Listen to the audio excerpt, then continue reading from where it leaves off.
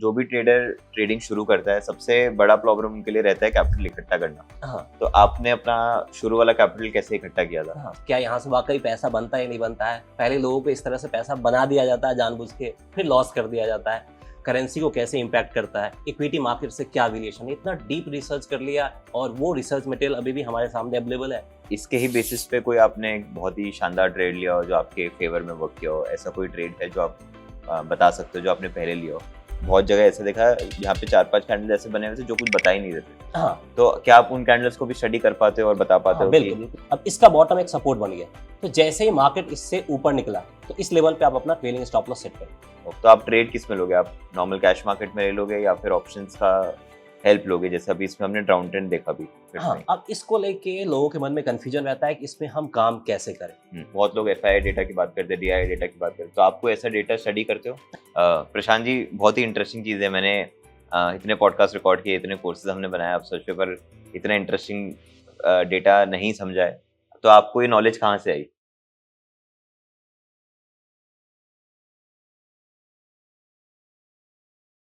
Hello guys, welcome to the channel. आज जो हमने पॉडकास्ट रिकॉर्ड किया है वो प्रशांत के साथ किया है। प्रशांत को उनके चैनल इक्विटी टू कमोडिटी से जानते हो। ये काफ़ी टाइम से इस चैनल पे ट्रेडिंग सिखा रहे हैं, ऑप्शन ट्रेडिंग सिखा रहे हैं, टेक्निकल सिखा रहे हैं। तो हमने जो ये पॉडकास्ट रिकॉर्ड किया है ये कैंडल्स के फॉर्मेशन पे बहुत फोकस करता है कि कैंडल्स एग्जैक्टली कैसे फॉर्म होते हैं और कैसे अलग अलग टाइम फ्रेम की कैंडल एक दूसरे से लिंक्ड होती है। तो मुझे स्पेसिफिकली ट्रेडिंग में ये लगता है कि अगर कोई ट्रेड कर रहा है चार्ट्स को देख के, पैटर्न्स को देख के, तो कैंडल की समझ होना बहुत इंपॉर्टेंट है। अगर कैंडल की बेसिक समझ आपको एकदम अच्छे से समझ में आती है तो ऑटोमेटिकली आप काफ़ी अच्छे से अपना प्राइस एक्शन फॉलो कर सकते हो, काफ़ी अच्छे से इंडिकेटर्स को पकड़ सकते हो कि हाँ, इस इंडिकेटर की वजह से चीज़ें इस तरीके से मूव कर रही है। सो इसीलिए ये पॉडकास्ट मुझे लगता है, चाहे वो एक एडवांस ट्रेडर हो या चाहे वो एक बिगिनर ट्रेडर हो, उसके लिए बहुत इंपॉर्टेंट हो जाता है। इसीलिए आप ये पॉडकास्ट को एंड तक देखिएगा। और मीनवाइल जब आप ये पॉडकास्ट देख रहे हैं तो मेक श्योर करिएगा कि आप चैनल को सब्सक्राइब करें, ताकि हम ऐसे ही अच्छे ट्रेडर्स आपके लिए लाते रहे जो कि अपना कंटेंट आपके साथ शेयर करें। Hello Prashant ji. Hello. Thank you so much, आप हमारे पॉडकास्ट के लिए आए। बहुत ही इंटरेस्टिंग सवाल जवाब हम करेंगे। सिंस ये आपका पहला पॉडकास्ट है, आई एम वेरी श्योर कि आपकी ऑडियंस, हमारी ऑडियंस जानना चाहेगी कि आपकी जर्नी एग्जैक्टली क्या रही है, आपने कैसे कैसे ट्रेडिंग में नए स्टेप्स आगे लिए हैं और कैसे कैसे आपने एक यूट्यूब चैनल इतना बड़ा बनाया। सबसे पहले thanks upsurge for inviting me, और उम्मीद करते हैं कि ये पॉडकास्ट काफ़ी इंटरेस्टिंग रहेगा और उम्मीद करते हैं कि आप लोगों को भी कुछ सीखने को मिलेगा इससे। तो सबसे पहले अगर मैं ट्रेडिंग जर्नी की बात करूं तो यहाँ पे मैं रिकॉल करता हूँ जब मैंने मास कॉम ख़त्म किया था 2014 के आसपास। उसके बाद हमने वहाँ पे जॉब स्टार्ट किया था और एज यूजुअल लोग सेकेंडरी सोर्स ऑफ इनकम की तलाश में रहते हैं। तो मैंने भी एक सेकेंडरी सोर्स ऑफ इनकम की तलाश शुरू किया था और हमारे जो बड़े भाई अभी साथ में ही काम करते हैं वो इस इंडस्ट्री में पहले ही से ही थे। तो वहाँ से हमें एक आइडिया मिल गया था कि स्टॉक मार्केट एक सेकेंडरी सोर्स ऑफ इनकम बन सकता है। तो अब हमारे लिए प्रॉब्लम ये था कि ऑफिस करने के बाद हम 3-4 बजे या 6-7 बजे घर आते थे, तो उस टाइम पे तो मार्केट हो जाता था क्लोज। तो जब हमने यहाँ पे देखा कि एक कमोडिटी मार्केट है जो कि ओपन रहता है टिल 11 PM तक, तो वहाँ पे हमने सोचा कि क्यों ना इसी को एक सेकेंडरी सोर्स ऑफ इनकम बनाया जाए वाइल वॉकिंग।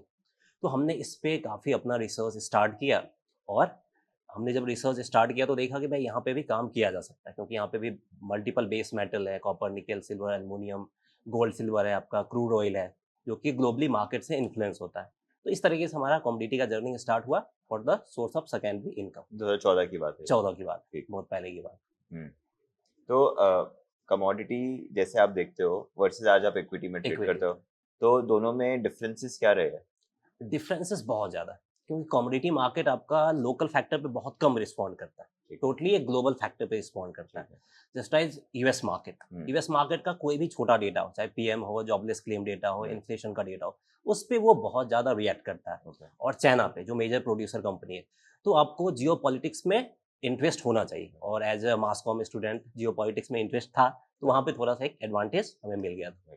तो आपने जब कमोडिटीज मार्केट में ट्रेड करना चालू किया, तो जो भी ट्रेडर ट्रेडिंग शुरू करता है सबसे बड़ा प्रॉब्लम उनके लिए रहता है कैपिटल इकट्ठा करना। हाँ तो आपने अपना शुरू वाला कैपिटल कैसे इकट्ठा किया था? हाँ, शुरू वाला क्योंकि जॉब कर रहे थे तो वहाँ से एक इनकम आ रहा था। तो क्योंकि यहाँ पे हम कोई नहीं चाह रहे थे कि कोई लोन लेके या फिर पेरेंट्स से पैसा लेके, क्योंकि वहाँ पे उनका प्रेशर आ जाता है। और अगर अपना पैसा रहता है तो खुद एक सेल्फ डिपेंडेंस आती है और एक कॉन्फिडेंट आता है कि अगर लॉस भी होता है तो खुद का पैसा लॉस होता है। तो उस तरीके से हमने वहाँ पे ऑलमोस्ट 40 to 50% जो भी इनकम आ रहा था, वो पूरा का पूरा हमने इसमें सिल्वर में इन्वेस्ट कर रहा था, कमोडिटी मार्केट। तो आप उस समय इन्वेस्ट कर रहे थे कमोडिटी में कि आप ट्रेड करते थे? हाँ, सॉरी, कमोडिटी में ट्रेड करते थे। ओके, तो कैसे रहता था आपका ट्रेडिंग? आपने सबसे पहला ट्रेड क्या लिया था कमोडिटी में, हाँ। अगर आपको याद हो तो? हाँ, तो कमोडिटी मार्केट का मैं काफ़ी इंटरेस्टिंग सा एक्सपीरियंस बताना चाहूँगा और एज़ अ कस्टमर आपको भी ध्यान रखना है। तो स्टार्टिंग का जो मैं फर्स्ट 10 ट्रेड की बात करता हूँ, तो फर्स्ट 10 ट्रेड में से मेरा 5 to 6 ट्रेड प्रॉफिट था और उस टाइम पे मैंने समझा कि स्टॉक मार्केट से आसान कोई और चीज़ नहीं है पैसा बनाने का।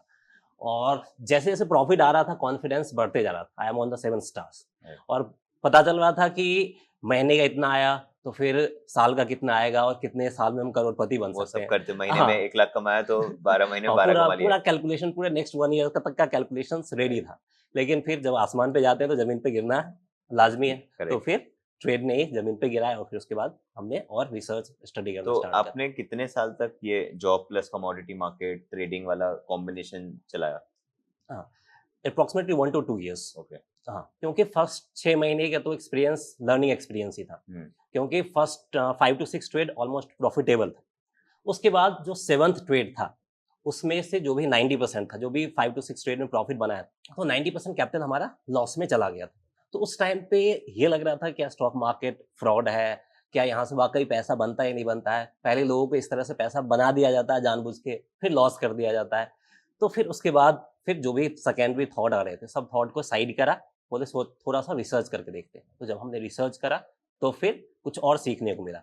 तो हमने रिसर्च करके पूरा चीज़ छान लिया कि कैसे इम्पैक्ट करता है, यूएस डेटा कैसे इम्पैक्ट करता है, डॉलर इंडेक्स पे कैसे इम्पैक्ट पड़ता है, करेंसी को कैसे इम्पैक्ट करता है, इक्विटी मार्केट से क्या वेरिएशन है। इतना डीप रिसर्च कर लिया और वो रिसर्च मटेरियल अभी भी हमारे सामने अवेलेबल है और जो भी लोग कमोडिटी में इंटरेस्टेड रहते हैं, शेयर करते हैं ताकि उनको आसानी हो पाए। तो सबसे ज़्यादा आप कौन-सी कमोडिटी में ट्रेड करते थे? हाँ, सिल्वर में ट्रेड करता था। तो और आपका सिल्वर पे जो इम्पैक्ट आता है वो कौन-सी चीज़ों से सबसे ज़्यादा था? जैसे हाँ, आपने 4-5 चीज़ें का नाम हाँ, बताया। तो सबसे पहला जो यूएस का जो भी डेटा आता है, हुँ। जॉबलेस क्लेम डेटा होता है, पीएमओ डेटा आता है, इन्फ्लेशन का डेटा होता है, वो रहता है और सबसे ज़्यादा सिल्वर को चाइना इम्पैक्ट करता है, क्योंकि चाइना परचेज़ भी करता है, होल्ड भी करता है और उसको बेचता भी बेचता है, भी है। तो वहाँ से इम्पैक्ट आता है और जो मेजर प्रोड्यूसर चाइना है और मैक्सिको है, इन सब पे से प्रोडक्शन जो माइन होते हैं, वहाँ पे किस तरह का प्रोडक्शन है, कोई बंद हो गया या फिर उस कंट्री का फाइनेंशियल कंडीशंस कैसा है, हुँ। उस सब पे इम्पैक्ट पड़ता है। यानी पूरा आपका जियोपॉलिटिक्स में इंटरेस्ट होना चाहिए, तब जाके कमोडिटी मार्केट आपके लिए काम काम करेगा। करें। तो आपने बताया कि आप 1 से 2 साल केवल कमोडिटी मार्केट्स में ट्रेड किया और उस समय जॉब भी कर रहे थे। हाँ, तो धीरे-धीरे आपने अपनी जॉब कैसे छोड़ी और आप फुल टाइम ट्रेडिंग में कैसे आ गए? हाँ। जब इधर से इनकम आना स्टार्ट हुआ, हुँ। ऑब्वियस सी बात है जब इधर से इंटरेस्ट आ गया, इनकम आना स्टार्ट हो गया, तो दोनों को एक साथ मैनेज करना थोड़ा-सा हेक्टिक हो गया। हुँ। तो हमने क्या किया जॉब क्विट करा और फुल टाइम इसमें देना स्टार्ट करा ओके। और जब हमने इधर फुल टाइम देना स्टार्ट करा, तो फिर इक्विटी मार्केट का भी ऑप्शंस खुल जाता था। तो हुँ। फिर हमने इक्विटी मार्केट पे भी रिसर्च करा और जब हमने रिसर्च करा तो देखा कि कमोडिटी मार्केट से थोड़ा-सा आसान है इक्विटी मार्केट, क्योंकि यहाँ पे जियोपॉलिटिकल टेंशन नहीं है। तो अभी आप 9:30 से लेके रात के 11 बजे तक स्क्रीन के सामने ट्रेड कर रहे होते हो, ऐसा है या फिर नहीं, अभी फ़ोकस? जो है मैक्सिमम फ़ोकस इक्विटी मार्केट पे आ गया है। Okay, okay. कमोडिटी मार्केट में कभी अपॉर्चुनिस्टिक ट्रेड हो गया, जैसे हुँ। अभी लोकसभा इलेक्शन है, कुछ हुँ। इम्पैक्ट हो गया या फिर कुछ मेजर इवेंट हो गया, तब आप ट्रेड। तब ट्रेड लेते हैं। तो अभी आप इक्विटी मार्केट्स में आप अभी क्या चीज़ पे फ़ोकस करके ट्रेड करते हो? हाँ, इक्विटी मार्केट में जो मेरा बेसिकली ट्रेड होता है, वो होता है सेफ्टी फर्स्ट। ओके। तो सबसे पहले जहाँ पे हमें सेफ्टी फर्स्ट दिखता है, वो ट्रेड सेटअप हम लेते हैं और फिर उस ट्रेड से जो भी प्रॉफिट आता है, उसको इन्वेस्टमेंट में शिफ्ट करते हैं, अच्छा, ताकि आप इन दोनों इन बैलेंस बना रहे। अच्छा, इन्वेस्टिंग पोर्टफ़ोलियो भी आप अलग से हाँ, बनाते अलग रहते से हो? बनाते हैं। Okay, okay. तो आप अभी जैसे फॉर एग्ज़ाम्पल जो दूसरा आपका कैटेगरी है, जो हाँ, सेफ्टी फर्स्ट के अलावा पोर्टफ़ोलियो होता है जिस पे आप हाँ। ट्रेड करो, उसमें कहाँ पे ट्रेड करते हो? निफ्टी में, बैंक निफ्टी में? हाँ, और यहाँ पे एक और चीज़ मैं ऐड करना हाँ, चाहूँगा जो कमोडिटी से शिफ्ट करना था हाँ। इक्विटी में हुँ। और थोड़ा-सा यूट्यूब जर्नी जो कैसे स्टार्ट किया हाँ, वो भी मैं बताना चाहूँगा। बिल्कुल।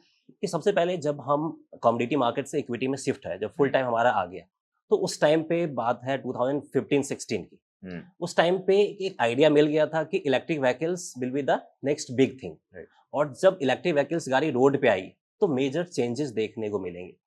और जब हमने खोजा कि कौन-कौन से कंपनीज़ हैं जो इलेक्ट्रिक व्हीकल्स फील्ड में रिलेटेड है, तो कुछ मिल ही नहीं रहा था। बेसिकली कुछ मिल ही नहीं रहा था, बाद में जो भी कुछ स्मॉल केस जो बना रखा है, वो सब बाद में आए थे। उस टाइम पे कोई कुछ नहीं था, तो हमने काफ़ी रिसर्च करा और फाइंड करा कि कौन-कौन सी कंपनीज़ रिलेटेड है और वो फाइंडिंग्स हमने लोगों के साथ शेयर भी करा और जब हमने लोगों के साथ शेयर करा अपने यूट्यूब चैनल के ज़रिए, तो लोगों का रिस्पॉन्स अच्छा आया और लोगों ने बोला कि सर इस तरह के वीडियो और भी आप बनाए कीजिए जिससे हमें हेल्प Okay. मिलती है। और उस टाइम पे मैं बात करूंगा जो टाटा मोटर्स था वो 60 रुपीज़ के आसपास थे, ओह, और वो अभी भी मेरे पास पड़ा हुआ, बेचा नहीं है। ओहो, जो भी गजब, हमने ऐड करा है, ऐड ही करा, ऐड ही किया, बेचा नहीं है। बेचा। तो आपने अपना यूट्यूब चैनल बेसिकली 2016 में शुरू किया था हाँ, और अभी आज 8 साल हो गए हैं। 8 साल तो आई एम वेरी श्योर कि कितने 4 लाख 5 लाख लोग आपके यूट्यूब चैनल से डेली बेसिस पे पढ़ते हैं, पढ़ते सीखते हैं। हैं। ये बहुत ही कमेंडेबल बात है। हम ऑफ द कैमरा एक बहुत ही इंटरेस्टिंग चीज़ की बात कर रहे थे कि लोगों ने कैंडल्स के बारे में बहुत पढ़ा है कि ये कैंडल जब बन रही है तो ये बुलिश इंडिकेटर हाँ, है, हाँ, ये कैंडल बन रही है तो बेरिश इंडिकेटर है, ये पैटर्न बन रहा है कैंडल से तो ट्रेंड रिवर्स होने वाला है, रिवर्स, यहाँ से ब्रेकआउट आने वाला है। लेकिन आपने कहा कि कैंडल्स के पीछे भी एक साइकोलॉजी छुपी होती है, साइकोलॉजी। जो कि अ, कब कैंडल जो बता रही है उसके विपरीत होने वाला है वो बता देती है। हाँ, तो आपके कोई सेटअप के थ्रू आप हमको बता हाँ, सकते हैं ये मैं एग्जांपल के बताता हूँ। थ्रू? सबसे पहले थोड़ा-सा मैं एक्सप्लेन करना चाहूँ हाँ, लोगों को, जो लोगों का बिहेवियर होता है। बहुत सारे लोगों का बिहेवियर रहता है कि दिखने में वो कुछ और होते हैं, लेकिन इंटरनल नेचर कुछ और होता है, राइट, और वो आप बाहर से जज नहीं कर सकते। बाहर से आप कब जज कर पाओगे? जब उसको आप एनालाइज़ करोगे, उनके ऊपर रिसर्च करोगे, उनके पीछे पड़ोगे, तब होता है। तो कैंडल्स में भी, बहुत सारे कैंडल्स में भी ये नेचर होते हैं कि वो आपको दिखते कुछ और है। दिखेंगे आपको पॉजिटिव साइड की तरफ, राइट, लेकिन वो सपोर्ट करेंगे सेलर्स को। तो ऐसा ही कुछ सेटअप मैं यहाँ पे आपको एक्सप्लेन करता हूँ। तो सबसे पहले हम इसी कैंडल के ऊपर फोकस कर लेते हैं। ओके, ये कैंडल आपको रेड कलर का दिख रहा होगा। हुँ, जो बिगिनर साइकोलॉजी होता है वो क्या है? Red colour that means to यहाँ पे सेलर्स हावी। करेक्ट, लेकिन ये कैंडल जितना सेलर्स को रिप्रेजेंट करा, उससे ज्यादा ये बायर्स को रिप्रेजेंट करा। अच्छा, अब आपके मन में सवाल उठेगा कैसे? इस चीज को एक्सप्लेन कर देता हूँ। हुँ, तो सबसे पहले देखिए, ये कैंडल आपका ओपन हुआ यहाँ पे, हुँ, इसके बाद बायर्स ने डोमिनेट करा और हुँ, इसको यहाँ पे ले गए। करेक्ट, उसके बाद फिर से सेलर्स ने डोमिनेट करा और उसको यहाँ तक ले गए। राइट, लेकिन यहाँ पे कहानी खत्म नहीं हुआ, फिर से बायर्स ने डोमिनेट करा और उसको अल्टीमेटली नीचे से फिर से ऊपर ले जाके यहाँ पे क्लोजिंग दिलवाया। राइट, तो लास्ट स्लैब किसका था? लास्ट अच्छा, स्लैब था बायर्स बायर्स, का, जिन्होंने सेलर्स से ज्यादा स्ट्रेंथ दिखा के और जो ओपनिंग प्राइस था उसी के आसपास क्लोजिंग दिखाया। तो ये बेसिकली सेलर्स से ज्यादा बायर्स के स्ट्रेंथ को रिप्रेजेंट कर रहा है। बराबर। वैसे ही कोई ग्रीन कैंडल में आप बता सकते हो कि इसमें सेलर का ज़्यादा अच्छे से दिखाया? हाँ, अब देखिए जैसे यहीं पे एग्जांपल है, हुँ, ये हम निफ्टी के डेली चार्ट को ही ले रहे हैं। हाँ, अब यहीं पे देखिए, ये जो कैंडल, ये कैंडल आपका ग्रीन कलर का है। हुँ, ये लगेगा कि बायर्स को रिप्रेजेंट कर रहा है, करेक्ट, लेकिन ये सेलर्स को रिप्रेजेंट कर रहा है। क्यों? क्योंकि इसमें भी अगर आप सेम तरीके से एनालिसिस करेंगे, हुँ, ये आपका ओपन हुआ है यहाँ पे, हुँ, फिर आपका ये लो बनाया, हाँ, फिर यहाँ पे बायर्स आए, इसको ड्रैग करके ऊपर ऊपर साइड ले की तरफ ले गए। लेकिन करेक्ट, कहानी यहाँ पे खत्म नहीं हुआ, फिर से सेलर्स ने एंट्री करा और उसको ड्रैग करके नीचे आए और इस लेवल पे क्लोजिंग दिलवाए जहाँ पे ओपन हुआ। करेक्ट, तो अगर यहाँ पे बायर्स में स्ट्रेंथ रहता तो ओपनिंग हुँ, प्राइस से यहाँ पे या यहाँ पे कहीं पे क्लोज देते, राइट, लेकिन ऐसा नहीं हुआ।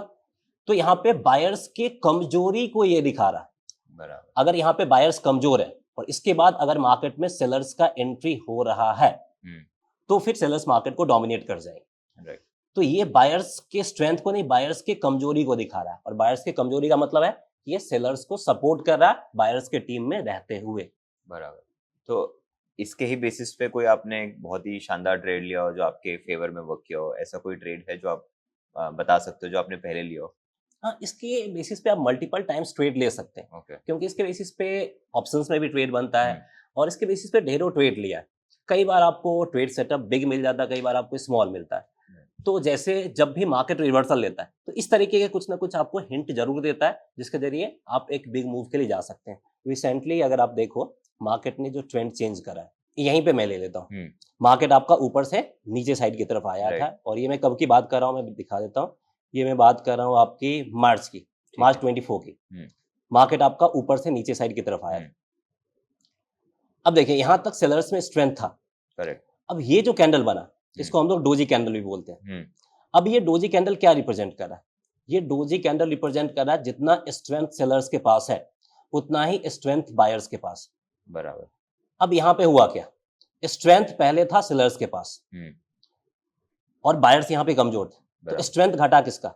यहाँ पे से स्ट्रेंथ घटा है सेलर्स सेलर्स का। का, क्योंकि पिछले वाले में स्ट्रेंथ सेलर्स के पास था, सेलर्स के पास था करेक्ट, और बायर्स के पास स्ट्रेंथ नहीं था, राइट, तो स्ट्रेंथ गेन कौन किया? बायर्स बायर्स, ने यहाँ पे अपना स्ट्रेंथ गेन किया। ठीक है, अब यहीं पे कहानी खत्म नहीं होता है, इसके बाद डोमिनेंस किसका है? अगर इसके बाद वापस से सेलर्स डोमिनेट दे देते हैं तो मार्केट फिर से नीचे जाएगी। नीचे जाएगा, लेकिन यहाँ पे बायर्स के पास एक मौका है कि अपना दम दिखा के मार्केट को ऊपर ले जा सकते हैं। और बायर्स ने यहाँ पे दम दिखाया, उसके बाद जा सकते हैं।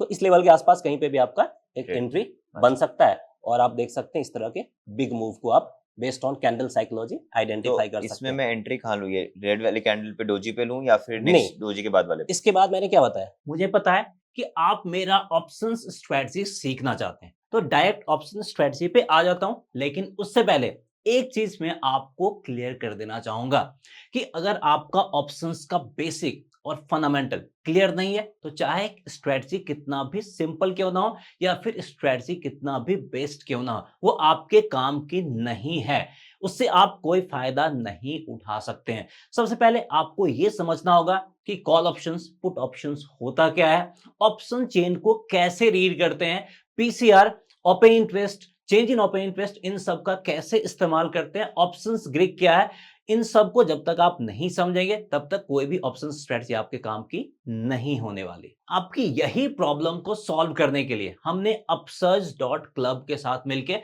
ऑप्शंस का कोर्स डिजाइन किया है, जहां पे हमने ऑप्शंस का बेसिक से लेके एडवांस लेवल तक सब कुछ को कवर किया है कि कैसे ऑप्शन चेन को रीड करना है, ओपन इंटरेस्ट, पीसीआर, ये सब क्या होता है और इसका हम कैसे इस्तेमाल कर सकते हैं। और ये सब कुछ आप सिर्फ 1 घंटे में सीख सकते हैं और ये कोर्स काफी अफोर्डेबल प्राइस पे अवेलेबल है। लिंक इस वीडियो के डिस्क्रिप्शन में आपको मिल जाएंगे। तो अगर आप अपने ऑप्शंस के बेसिक्स और फंडामेंटल को क्लियर करना चाहते हैं तो इस कोर्स के लिए इनरोल जरूर कीजिए। तो चलिए वापस चल के स्ट्रेटजी सीखते हैं कि इस कैंडल पे अभी भी बायर्स, सेलर्स और बायर्स का स्ट्रेंथ बराबर है। बराबर।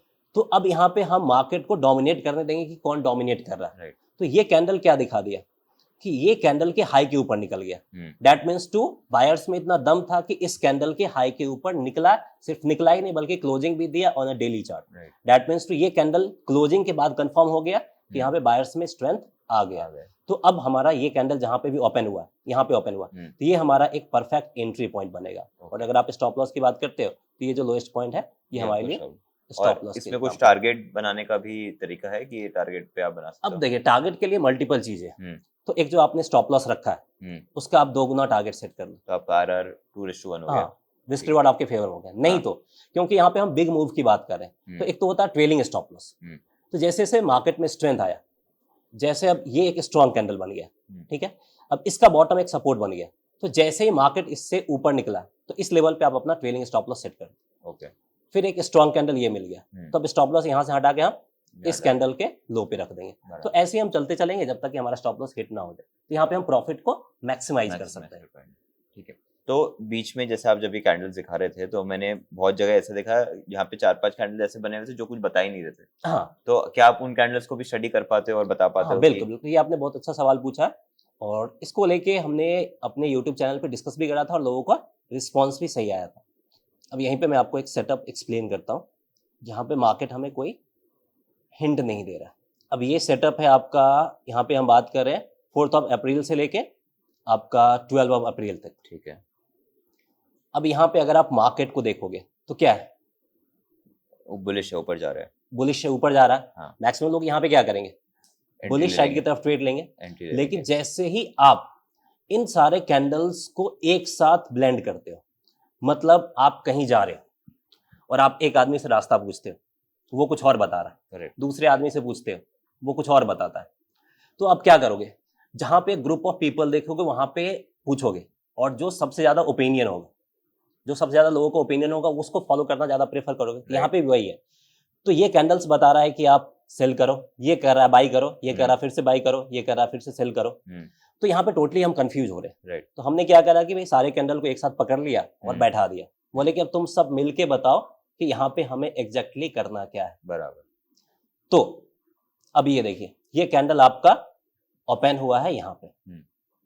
तो इसमें हम क्या करते हैं, फर्स्ट कैंडल के ओपनिंग पॉइंट को लेते हैं। तो फर्स्ट कैंडल ये इसके ओपनिंग पॉइंट, लास्ट कैंडल के क्लोजिंग पॉइंट। करेक्ट। तो ये कैंडल क्लोज हो गया इस लेवल पे। बराबर। अब हाई क्या बन गया, पूरे ग्रुप ऑफ कैंडल का, ये आपका हाई बन गया। Correct. और ये हमारा बॉडी हो गया। इसको थोड़ा सा मैं अलग कर देता हूँ। ओके, ठीक है। ये हमारा बॉडी हो गया, ये हमारा हाई हो गया और ये हमारा एक लो हो गया। ठीक है। तो अब इसमें क्या देख रहे हो कि इन सब के बदले हमें एक कैंडल मिल गया।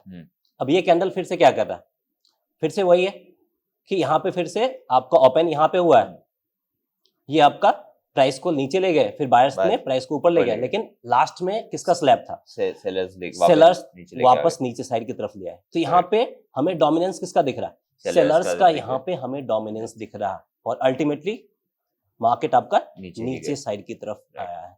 तो इसमें भी आपकी एंट्री क्या रहेगी, एग्जिट स्टॉप लॉस क्या रहेगा, और टारगेट को आप ट्रेल ही करोगे, कैसे करोगे इसमें? हाँ, तो इसमें जो हमारा एंट्री रहेगा इसके अंदर, क्योंकि यहाँ पे हमें तो कंफर्मेशन नहीं मिला है कि मार्केट में सेलर्स का डोमिनेंस आ गया है। तो अब जो भी काम करेंगे अगले कैंडल करेंगे, इस लेवल के आसपास हमारा एंट्री बनेगा और यहाँ पे हमारा स्टॉप लॉस बन जाएगा। अब देखिए, कई बार होता है ट्रेड आपके फेवर में जाता है, कई बार नहीं जाता। तो यहाँ पे क्या हुआ, जैसे एक स्ट्रॉन्ग ग्रीन कैंडल हमें दिखा, तो हम क्या करेंगे, हमारा ट्रेड का एंट्री यहाँ पे, और हम यहाँ पे अपना एग्जिट कर लेंगे। प्रॉफिट छोटा ही सही है, लेकिन हमने टाइम उसको बना लिया, सिक्योर कर लिया। ठीक है। तो इसमें रिस्क रिवॉर्ड आपके फेवर में नहीं रहा, फिर भी आपको नहीं, रिस्क रिवॉर्ड फेवर में रहेगा, क्योंकि इनिशियल जो हम ट्रेड लेंगे, अच्छा, जितना स्टॉप लॉस है उसका हम डबल भी टारगेट रखेंगे। अच्छा, लेकिन हम ये करके बैठ तो नहीं जाएंगे। हमने क्या देखा कि मार्केट में एक ट्रेंड शिफ्ट हुआ है, और ये कैंडल्स क्या रिप्रेजेंट कर रहा है, ये बायर्स के स्ट्रेंथ को रिप्रेजेंट कर रहा है। बायर्स में यहाँ पे वाकई स्ट्रेंथ आ गया, तो हम प्रिकॉशनरी जो ट्रेड हमने लिया है उसको काट देंगे, समझिए। और जैसे फॉर एग्जांपल अभी इसमें आप ये आपने निफ्टी के चार्ट पे देखा, अभी ये हमको इससे निफ्टी का बिहेवियर समझ में आ रहा है कि निफ्टी इस तरीके से मूव कर रहा है। तो आप ट्रेड किस में लोगे? आप नॉर्मल कैश मार्केट में ले लोगे या फिर ऑप्शंस का हेल्प लोगे? जैसे अभी इसमें हमने डाउन ट्रेंड देखा भी, तो आप पुट ऑप्शंस खरीदोगे उस तरीके से, फिर आप एंट्री लोगे या फिर कैश मार्केट में? अब इसको लेके लोगों के मन में कंफ्यूजन रहता है कि इसमें हम काम कैसे करें। तो इसके ऊपर डिपेंड करता है आपके पास कैपिटल कितना है और आप रिस्क कितना ले रहे हैं। तो बहुत सारे लोग नेट जाना चाहते हैं, लेकिन हम वो प्रेफर नहीं करते हैं। तो यहाँ पे बेस्ट ऑप्शन रहता है कि आप ऑप्शंस में काम कीजिए, क्योंकि फ्यूचर्स में कैपिटल ज्यादा रहता है। तो आप यहाँ पे ऑप्शंस में काम कीजिए, और ऑप्शंस में काम करने के लिए स्ट्राइक प्राइस का सिलेक्शन रहता है, क्योंकि अब यहाँ पे हम सेल कर रहे हैं किस लेवल पे। यहाँ पे अगर आप एग्जैक्ट लेवल्स देखेंगे तो हम सेल कर रहे हैं 22,347 के करीब, और यहाँ पे हम क्या उम्मीद करेंगे कि मार्केट आपका 22,000 के करीब जाएगा। करेक्ट। तो हमारा फर्स्ट टारगेट क्या होगा? 22,000। तो हम जो स्ट्राइक प्राइस का सिलेक्शन करेंगे उस तरीके से करेंगे कि 22,000 के जाने पे वो हमें कितना प्रॉफिट दे रहा है। जितना प्रॉफिट हमें चाहिए, क्या वो प्रॉफिट मिल रहा है या नहीं मिल रहा? नहीं मिल रहा है तो स्ट्राइक प्राइस को हम और थोड़ा शिफ्ट करके ऊपर नीचे करेंगे। तो ऑप्शन में आप इसमें पुट खरीद रहे हो कि कॉल सेल कर रहे हो? ऑप्शंस यहाँ पे दो ऑप्शंस है। आप पुट ऑप्शंस बाइंग कर सकते हैं। हाँ। देखिए, एज ए बिगिनर्स अगर मैं बात करूं तो यहाँ पे आपके पास दो ऑप्शंस, आप यहाँ पे पुट ऑप्शंस बाई कर सकते हैं। ठीक है। अगर आपके पास कम कैपिटल है तो। ठीक है। दूसरा है कि आप यहाँ पे कॉल सेल कर सकते हैं। अब कॉल सेल करना एज ए बिगिनर्स में प्रेफर नहीं करूंगा। अगर आपके पास एक्सपर्टाइज है और रिस्क लेने की कैपेसिटी है तभी कॉल सेल करिए। ठीक है, तो ये आप कॉल सेल करें। इसी के साथ प्रशांत जी, क्या आप कोई और ऑप्शंस का भी डेटा देखते हो जिसके बेसिस पे आप ट्रेड लेना चाहो, कि आप ये दो साइकोलॉजी पे स्टिक करके? नहीं, ऑप्शंस में अगर आपको ट्रेड लेना है तो सबसे पहले ऑप्शंस के साइकोलॉजी को समझना होगा। तो ऑप्शंस में जनरली अगर हम नॉर्मल मार्केट की बात करें तो वहाँ पे हम लोग क्या बात करते हैं, सिर्फ दो प्लेयर होते हैं, एक बाई करने वाले और एक सेल करने वाले। लेकिन ऑप्शंस में कहानी बिल्कुल अलग हो जाता है। अब वहाँ पे चार प्लेयर आ जाते हैं। अब आप बोलोगे चार प्लेयर कैसे आते हैं? मार्केट का डायरेक्शन तो दो ही है, अपसाइड और डाउन साइड, लेकिन वहाँ पे चार प्लेयर आते हैं। तो इसमें ऑप्शंस में क्या कहानी आता है? एक तो कॉल ऑप्शंस आता है, दूसरा आ जाता है आपका पुट ऑप्शंस। अब पहले लोग होते हैं जो कॉल को बाई करते हैं, और एक वो भी लोग होते हैं जो कॉल को सेल करते हैं। दो प्लेयर यहाँ पे आ गए। अब सिमिलरली दो प्लेयर पुट में भी आ जाते हैं। एक ऑप्शन के दो प्लेयर हो गए, तो पुट को बाई करने वाले, पुट को सेल करने वाले। तो यहाँ पे चारों प्लेयर का क्या एक्टिविटी हो रहा है, क्या साइकोलॉजी है, वो समझना पड़ेगा। तो इसलिए ऑप्शंस थोड़ा सा डिफिकल्ट है। लोगों को लग रहा है कि आसान है, लेकिन थोड़ा सा डिफिकल्ट पार्ट है। मेहनत करना होगा तब जाके काम करना। तो ऑप्शन का कोई डेटा आप स्टडी करते हो अलग से जो आप बता सकते हो? अगर आपको ऑप्शंस का काम करना है और बिगिनर्स हैं, तो आपको अपॉर्चुनिस्टिक ट्रेड सबसे पहले लेना होगा। कि अगर आप नए हैं, आपको ज्यादा कुछ नहीं पता है, तो सबसे पहले यहाँ पे मैं एक रियल लाइफ एग्जांपल देना चाहूंगा कि क्या आपने कभी शेर के बच्चों को शिकार करते देखा है? नहीं, मैं शेर ही नहीं देखा। हाँ, तो वो जनरली करते क्या, वो करते हैं अपॉर्चुनिटी का वेट करते हैं। तो वो झुंड में से जाके शिकार नहीं करेंगे, वो ऐसा शिकार करेंगे जो कि कमजोर, जो घायल हो तो और बेनिफिट रहे, या फिर जो अकेला, वो करेंगे। तो वो क्या करते हैं, उस अपॉर्चुनिटी का वेट करते हैं।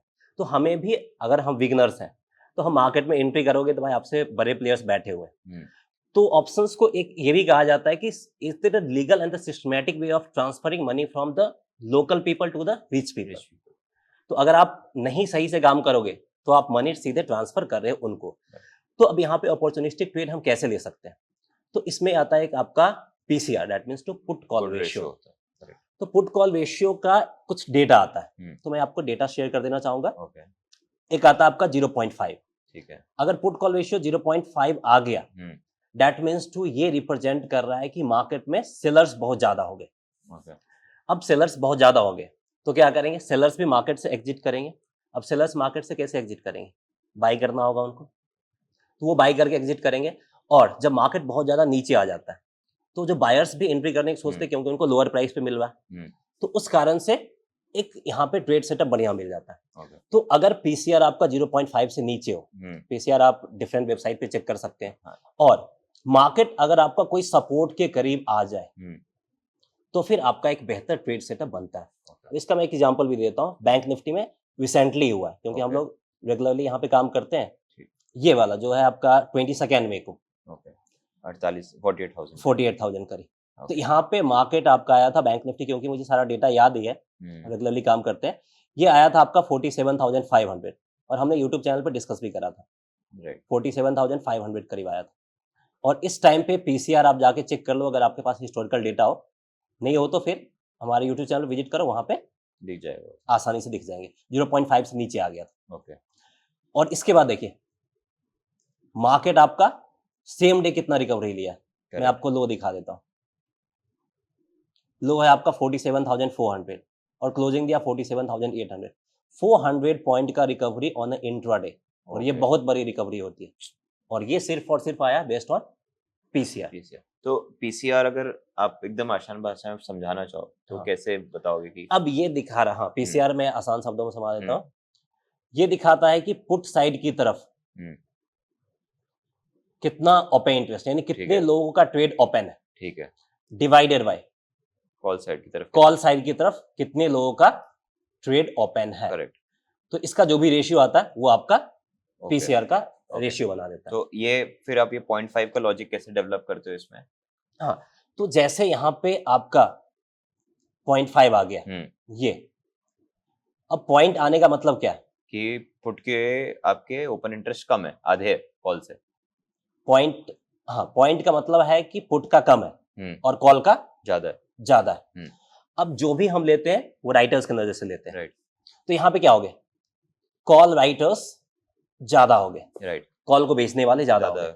अब कॉल को कौन बेचते हैं? जिनका भी मार्केट को लेके नेगेटिव सेंटीमेंट। तो अब कॉल राइटर्स बहुत ज्यादा हो गए, तो क्या होगा? ये एग्जिट करेंगे तो बाय करके एग्जिट करेंगे। बराबर। तो यही यहाँ पे सिचुएशन चलता है। अच्छा, ओके। तो जैसे आपने एक डायरेक्शन 0.5 का बताया, वैसे ही कोई उल्टा डायरेक्शन भी कोई नंबर है जिससे हम बोल सके? अब इसी का अपोजिट, अगर यही डेटा अगर आपका 1.5 से एबव चला जाए और मार्केट अपने रेसिस्टेंस के करीब आ जाए। अब यहाँ पे एक और गलती मैक्सिमम लोग करते हैं कि जैसे ही सपोर्ट के करीब आया लोग यहीं पे एंट्री ले लेते हैं। वो काम नहीं करना, क्योंकि ये चीज मैं डिस्कस कर रहा हूँ तो मैं ये एक्सप्लेन करना चाहूंगा। लेट द मार्केट रिएक्ट, क्योंकि मार्केट गॉड है, वो कुछ भी कर सकता है। जिस पर्टिकुलर लेवल पे, यहाँ पे अगर 10 करोड़ लोग भी रहेंगे फिर भी उनको ब्रेक करते हुए मार्केट नीचे चला जाएगा। तो लेट द मार्केट रिएक्ट। तो यहाँ पे हम क्या करेंगे? 40-50 पॉइंट 60-70 पॉइंट लूज करेंगे, ऊपर जाने देंगे। जब मार्केट ने इस लेवल को रिस्पेक्ट कर दिया तो हम भी इस लेवल को रिस्पेक्ट करते हुए ट्रेड लेंगे। वैसे ही पीसीआर 1.5 से एबव गया और मार्केट रेसिस्टेंस के करीब गया तो जाने पे ही हम ट्रेड नहीं करेंगे, थोड़ा सा उसका रेसिस्टेंस के नीचे आने देंगे फिर करेंगे, क्योंकि हम मार्केट को डिसाइड करने देंगे कि भाई तुम्हारे लिए भी ये रेसिस्टेंस है या नहीं है। सिर्फ मेरे मानने से तो नहीं होगा। तो जैसे 1.5 का पीसीआर पे हम कहना चाह रहे हैं कि पुट के राइटर्स अब बहुत अधिक हो गए मार्केट में। बिल्कुल, और वो पोजीशन अपनी कट करेंगे तो मार्केट उस हिसाब से नीचे आएगा। ओके। तो प्रशांत जी, आपने पीसीआर के बारे में तो बहुत ही अच्छे से समझा दिया कि इस तरीके से पीसीआर के थ्रू हम पकड़ सकते हैं कि मार्केट का मूवमेंट क्या रह सकता है, क्या नया सपोर्ट रेजिस्टेंस के थ्रू वो रिवर्सल ले सकता है। उसके साथ ही साथ क्या आप और कोई भी डेटा देखते हो जहाँ पे आपको मार्केट का ट्रेंड समझ में आए? बहुत लोग एफआईआई डेटा की बात करते हैं, डीआई डेटा की बात करते हैं, तो आपको ऐसा डेटा स्टडी करते हो? हाँ बिल्कुल, ये काफी बढ़िया क्वेश्चन पूछा आपने। और एक और चीज है जो एज ए बिगनर्स भी आप काम कर सकते हैं, और ये डेटा इजीली अवेलेबल रहता है, एफआईआई डेटा। ओके। अब एफआईआई डेटा क्या रिप्रेजेंट करता है? और वो भी इंडेक्स का डेटा। ओके स्टॉक्स की बात नहीं कर रहा हूँ, इंडेक्स में। ओके तो एफआई इंडेक्स में कितना बाई कर रहे हैं, कितना सेल कर रहे हैं, वो परसेंटेज वहां पे दिखाता है। हम्म। तो अगर एफआई इंडेक्स लॉन्ग पोजीशंस आपका 20% से नीचे आ गया ओके या फिर 25% करीब आ गया, ठीक है, तो अब यहाँ पे पास एफआई के पास बेचने के लिए कुछ नहीं है, क्योंकि 20% तो आएगी। 20% आएगा, उनके Right. पास माल ही नहीं है जो बेचेंगे। राइट, तो सबसे पहले उनको माल उठाना पड़ेगा, तब जाके बेचना पड़ेगा। इसे तो बाइंग आएगा। हाँ, तो एफआई वहां पे क्या करेंगे, बाई करेंगे। Right. अब जब एफआई बाई करते हैं तो हमारी तरह 100 रुपये 10 रुपये बाई नहीं करते हैं, वो करोड़ों में बाई करते हैं, ठीक है, हजारों करोड़ में बाई करते हैं। तो उसके कारण से भी मार्केट आपका ऊपर जाता है। ओके। तो ये भी आप एक अपॉर्चुनिस्टिक ट्रेड में ऐड कर तो सकते हैं। 20% हो जाता होगा, उसके बाद जब वो लोग बाई करना शुरू करते हैं तो वापस 50-80% पे जाने लगता हाँ, है। अब इसमें एक चीज प्रॉब्लम है कि हो सकता है कि एक हफ्ते तक बाई ना करे, 15 दिन तक बाई ना करे, लेकिन एक मंथ का टाइम पीरियड अगर आप रखेंगे तो मार्केट में बाइंग आता है। तो अपने को लंबे पोजीशंस के ट्रेड मिल सकते हैं। हाँ, ये आप स्विंग ट्रेडिंग के लिए कर सकते हैं, ओके। और पीसीआर आप इंट्राडे के लिए या फिर बीटीएसटी ट्रेड के लिए आप कर सकते हैं। प्रशांत जी, बहुत ही इंटरेस्टिंग चीज़ है। मैंने इतने पॉडकास्ट रिकॉर्ड किए, इतने कोर्सेज हमने बनाए, आप सर्च पेपर, इतना इंटरेस्टिंग डेटा नहीं समझा है, तो आपको ये नॉलेज कहाँ से आई? हाँ, वही मैंने बताया ना कि अब हम लोग रिसर्च बहुत ज्यादा करते हैं। राइट।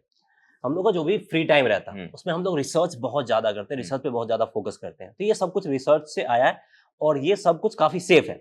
अब यहाँ पे मैंने इसलिए बताया कि अपॉर्चुनिस्टिक ट्रेड, यहाँ पे अपॉर्चुनिटी कम मिलेगा, कई बार मंथ में एक मिलेगा, कई बार 2-3 महीने में एक मिलेगा, लेकिन एज ए बिगिनर्स आप इसको फॉलो कर सकते हैं क्योंकि ये बहुत ज्यादा एक्यूरेसी देता है, राइट, क्योंकि ये डेटा ड्रिवन डेटा मार्केट है। ड्रिवन। तो रिसर्च का प्रोसेस थोड़ा सा वॉक थ्रू करेंगे कि आप रिसर्च में पहली चीज़ ये करते हो, फिर दूसरी ये करते हो, फिर तीसरी ये करते हो, तो हमारी ऑडियंस भी ऐसी कोई रिसर्च हाँ, करना चाहे तो अब कर सबसे पाए। पहले रिसर्च आप कर रहे हो तो सबसे पहले ये देखो कि मार्केट को क्या क्या चीज इन्फ्लुएंस कर रहा है। हम्म। तो सबसे पहले आपको वो फाइंड करना होगा। मैं आपको बताने को तो सब कुछ बता दूंगा, लेकिन फिर रिसर्च में मजा नहीं आएगा। जब आप खुद से रिसर्च करो कि मार्केट को क्या क्या चीज इन्फ्लुएंस कर रहा है, उसको पहले फाइंड करो, और वो चीज कैसे इन्फ्लुएंस कर रहा है, हम्म। फिर वो फाइंड करो। तब जाके आपको पता चलेगा कि हाँ, मार्केट वाकई सब कुछ है। और यहाँ पे आप शॉर्टकट के पीछे मत पड़ो, खुद से रिसर्च करो, और जब तक रिसर्च चल रहा है तब तक अगर ट्रेड करते भी हो तो पैसे कम कर दो, क्वांटिटी कम कर दो, वहां से आपको सीखने को मिलेगा। तो फॉर एग्जांपल मैं 1 लाख रुपए का कैपिटल लेके आ रहा हूँ आज के टाइम पे हाँ, मार्केट में, तो मेरे को कितना पैसा ऑप्शंस में स्टार्ट करना चाहिए? पूरा का पूरा 1 लाख से स्टार्ट कर दूं या फिर थोड़े थोड़े लेके ट्रेड्स लूं?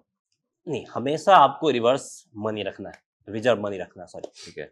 तो वो हमेशा आपको बैकअप के लिए तैयार रहना। अगर मार्केट में कुछ अगेंस्ट हो गया तो उस कैपिटल को रिकवर करने के लिए भी हमारे पास कैपिटल होना चाहिए। ठीक है।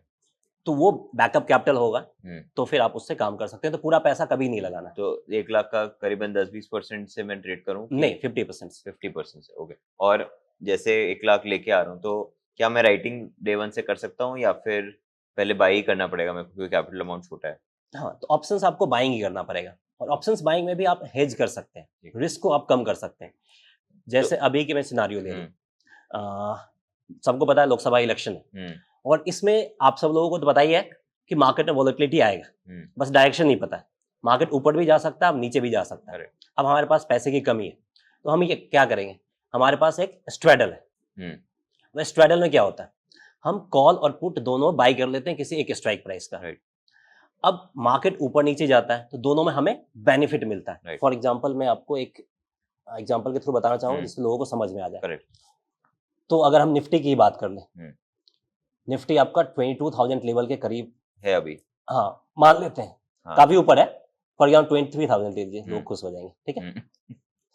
तो यहाँ पे है, अब यहाँ पे है कि कॉल साइड की तरफ प्रीमियम है 100 रुपीज, पुट साइड की तरफ भी प्रीमियम है 100 रुपीज, जनरली आसपास ही रहता है।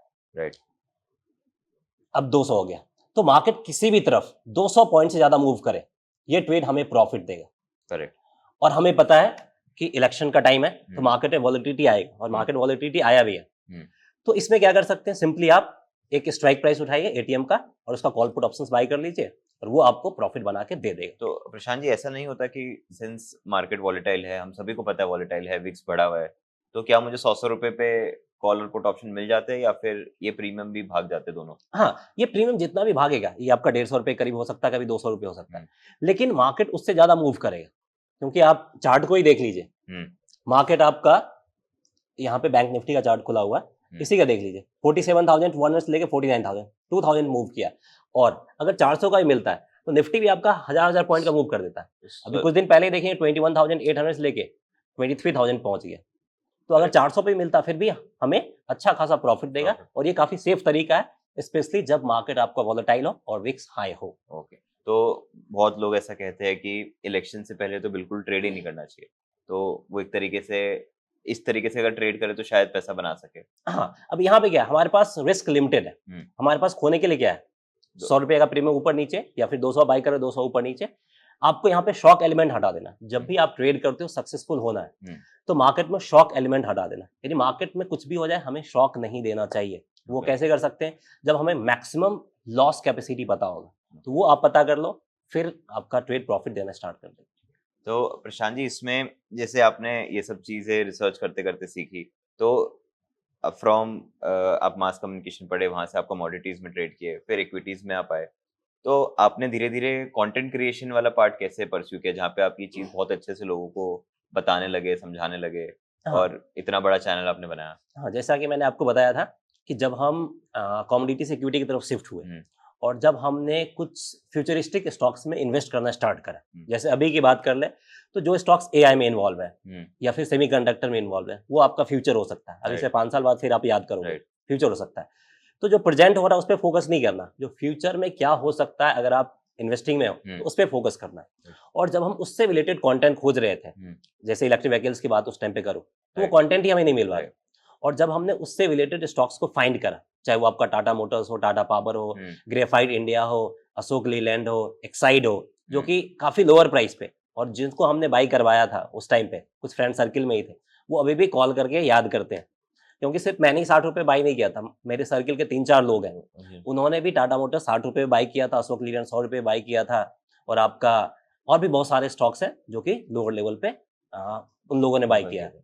तो जब हमने ये कंटेंट लोगों के साथ शेयर करा, तो लोगों की तरफ से फीडबैक अच्छा आया कि सर आप इस तरह कंटेंट और भी हमारे साथ शेयर कीजिए। तो सबसे पहले स्टार्ट यहाँ से हुआ था, और उसके बाद जैसे हमने टेक्निकल एनालिसिस पे वर्क करना स्टार्ट किया, तो ये भी लोगों के साथ शेयर किया। वहाँ से बेस्ड ऑन फीडबैक हम धीरे धीरे अपना यूट्यूब चैनल तो बढ़ाते चले। आज के टाइम पे जैसे आप देखते हो कि मार्केट्स में इतने सारे नए लोग आ गए हैं, बट मोस्ट ऑफ द लोग लॉसेस ही करते हैं। 90 आउट ऑफ 100 ट्रेडर्स से भी कभी डेटा आया था, तो उनके लिए कोई राय मशवरा आपके लिए कि उनको कैसे सही तरीके से करना चाहिए, ताकि वो 10% के ब्रैकेट में आए, ना कि वो 90% के ब्रैकेट में रह जाए? हाँ, तो सबसे पहले यहाँ पे मैं यही कहना चाहूंगा कि ऑप्शंस कभी भी नेक्ट काम नहीं करना है, आपको हेज करना है।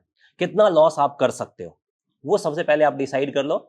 और मार्केट में इमोशंस, एक साइकोलॉजी होता है, उस साइकोलॉजी पे कंट्रोल करना सीख जाओ। क्योंकि हम लोग बेसिकली जब मार्केट में आते हैं तो क्या काम करते हैं, फंडामेंटल सीखे या फिर टेक्निकल सीखे। कोई फंडामेंटल पे जाता, कोई टेक्निकल पे जाता। Correct. लेकिन अगर मैं ऑनेस्टली बताऊं, जो भी एक्सपीरियंस है मेरे पास, fundamental technical is only 30% of the market. बाकी का 70% आपका साइकोलॉजी है कि आपका माइंड किस तरीके से वर्क करता है। और इस पे पर्सनली भी हमने काम करा है। अगर मैं फर्स्ट ट्रेड की एक्सपीरियंस की बात करूं, तो जैसे हमने ट्रेड एग्जीक्यूट करा, उसके बाद ऑनेस्टली बात कर रहा हूं, अभी भी वो स्क्रीन हमारे सामने है।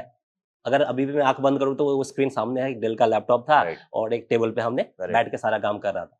और हार्ट बीट ट्रेड एग्जीक्यूट करते ही 72 से 95, 90 से कम नहीं होगा।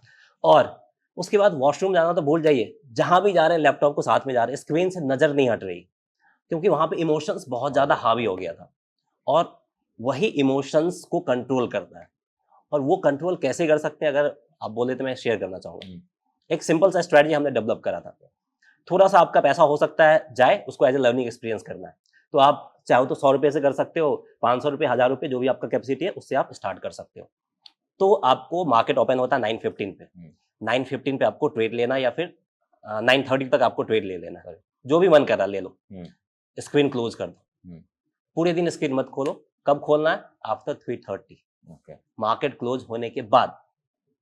अगर आप ये काम कर रहे हो नेक्स्ट 15 डेज तक, तो फिर आपका साइकोलॉजी के ऊपर कंट्रोल हो जाएगा। अगर बीच में आप स्क्रीन खोल पा रहे हो, साइकोलॉजी पे कंट्रोल नहीं है, क्योंकि ये खुद मैंने करके देखा है। और जब भी ट्रेड लेते हैं कोई टेंशन नहीं है, ट्रेड ले दिया, क्योंकि हमें पता है कि मैक्सिमम लॉस कहाँ तक जा सकता है, और कब हमें मार्केट में एक्टिव होना, कब नहीं एक्टिव होना। हमेशा स्क्रीन के पास नहीं रहना, स्क्रीन टाइम कम करना है, रिड्यूस करना है। ये ट्रेडिंग का पहला मोटो होना चाहिए एज ए बिगनर्स। तो आप मार्केट्स में जब ट्रेड लेते हो, तो क्या आप सुबह के 1-1.5 घंटे में सारे ट्रेड्स ले लेते हो अपने, और फिर वेट करते हो 3:30 बजे तक देखने का, या फिर आप स्क्रीन के पास रहते हो अभी? नहीं, मेरा जो वही फंडा है ना, कि जो भी ट्रेड हमारा है वो रिस्क कैलकुलेटेड है। अगर trade for the purpose of intraday है तो फिर हमें स्क्रीन के सामने रहना पड़ेगा, क्योंकि मार्केट में कभी वॉलेटिलिटी आ सकती है। अगर for the purpose of intraday नहीं है, बेसिकली हम लोग वीकली पे करते हैं या मंथली पे ज्यादा करते हैं, और वहां पे वो ट्रेड हेज रहता है, तो हमें पता रहता है कि एक्सपायरी तक कहाँ जा सकता है, और बीच में अगर थोड़ा बहुत अपॉर्चुनिटी मिला भी नहीं मिला तो कोई दिक्कत नहीं, हमें पता है कि एक्सपायरी तक ये हमें कितना प्रॉफिट दे सकता है और कितना लॉस तक जा सकता है। तो बस घंटे में एक बार देख लो, या नहीं तो फिर 2-3 घंटे में एक बार देख लो स्क्रीन, कोई दिक्कत वाली बात नहीं। तो अब इसका मतलब ये है कि जैसे बहुत लोग डिस्क्रिप्शनरी ट्रेड करते हैं कि खुद नया भाव पे ट्रेड डालते हैं, फिर खुद काटते हैं, खुद डालते हैं, खुद काटते हैं, लेकिन आप एक रूल को फॉलो करते हो। हाँ, तो जैसे ही इंसान रूल फॉलो करने लग जाए अपने ट्रेडिंग सिस्टम में, तो वो थोड़ा सा फ्री होने लगता है, क्या अपने ऐसे कह सकते हैं? हाँ, जैसे आप रूल फॉलो करोगे तो आपका ट्रेड एक सिस्टमैटिक जाना स्टार्ट हो जाएगा। तो रूल फॉलो करना कंपलसरी है, इसलिए नहीं हो रहा है कि यहाँ पे आपके साइकोलॉजी पे कमांड होना चाहिए, मेंटल स्ट्रेंथ आना चाहिए, क्योंकि तभी आपको मार्केट पैसा देगा। मार्केट आपका नॉलेज नहीं चेक करता है, आप देखता मेंटली आप कितना स्ट्रांग हो। पैसा लगाने के बाद क्या आपका हार्ट बीट 72 पे रहता है या नहीं रहता है? अगर रहता है तो फिर आप मार्केट से प्रॉफिट बना सकते हो, नहीं रहता है तो फिर मार्केट आपके लिए नहीं है। तो आपको ये कब रियलाइज हुआ कि मैं ये वाला स्ट्रैटेजी अप्लाई करूं कि जहां 15 दिन में कोई ट्रेड लेके छोड़ दूं और देखूं ही नहीं 3:30 बजे तक, और 15 दिन तक ये करते रहूं? कौन सा मोमेंट आपके ट्रेडिंग जर्नी में आया कि अब करना चाहिए मुझे ऐसा? इनिशियल के मोमेंट में जब मैं कमोडिटी में ट्रेड कर रहा था, क्योंकि उस टाइम पे जो भी कैपिटल था उसका 50% लगा रहा था, और 50% बहुत ज्यादा अमाउंट होता है। तो जब उस टाइम पे ट्रेड करता था, स्क्रीन टाइम बहुत ज्यादा था और बहुत ज्यादा मेंटल फैटिग होता था, और उसका फैमिली मेंबर पे भी इम्पैक्ट पड़ता है। तो उस टाइम पे मैंने सोचा कि कैसे इसको कम करा जाए। तो उसके लिए मैंने बहुत सारा मेथड ट्राई करा, लेकिन कोई काम नहीं करता। लिटरली मैं बोलूँ कोई काम नहीं करता। बताने को लोग बहुत सारे बताते हैं, कोई काम नहीं करता। तो मैंने जब ये काम करना स्टार्ट कर दिया कि भाई ट्रेड लेके पूरे दिन छोड़ दो, लास्ट में भी मत देखो, मार्केट क्लोज होने के बाद आपके पास कोई ऑप्शन ही नहीं है कुछ करना है। तो हाँ, तो अगर पूरे दिन अगर आप स्क्रीन क्लोज कर देते हो, माइंड में जो सोचना सोचते रहो, लेकिन स्क्रीन नहीं खोलना है, अगर वो काम आप कर देते हो, क्योंकि मैंने खुद एक्सपीरियंस करा तो मैं आपको बता रहा हूँ, तो फिर वो काम करता है। एक और बात प्रशांत जी की, अभी रिसेंट टाइम में हमने देखा है कि इक्विटी मार्केट्स में तो लोगों ने रिटर्न बनाए हैं, बट पिछले 1 साल में कमोडिटी मार्केट्स के 3-4 ऐसे मेन कमोडिटीज रहे हैं जो कि 20% के ऊपर से ज्यादा रिटर्न दिए, जैसे सिल्वर हो गया, गोल्ड हो गया।